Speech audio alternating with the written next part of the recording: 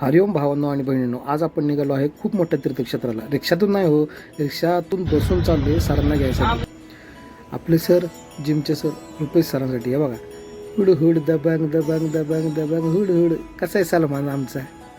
पूर्ण व्हिडिओ पाहण्यासाठी आपल्या यूट्यूबच्या चॅनलला जाऊन लाईक करा, सबस्क्राईब करा आणि शेअर करा. आलो जरा ATMमध्ये, ATMमधनं पैसे काढावे म्हटलं. हे आमचं सर म्हणजे लय नादाड, लय नादाड. काय बोलायचं त्यांना.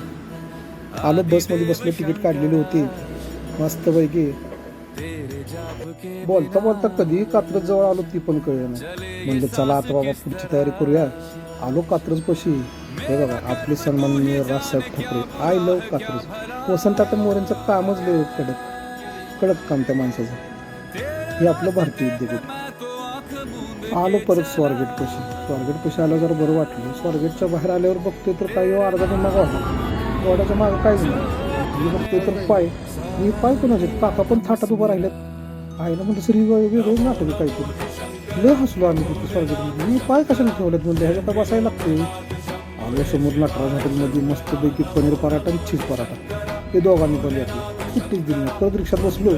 स्वाराला म्हणलं बाबा पटकन थोडं 5चीच गाडी म्हणून आम्ही शनिवारा काढायचं. हे बघा आपल्या शनिवारा कसं आहे. तिकीट काढली, एसटीत बसलो.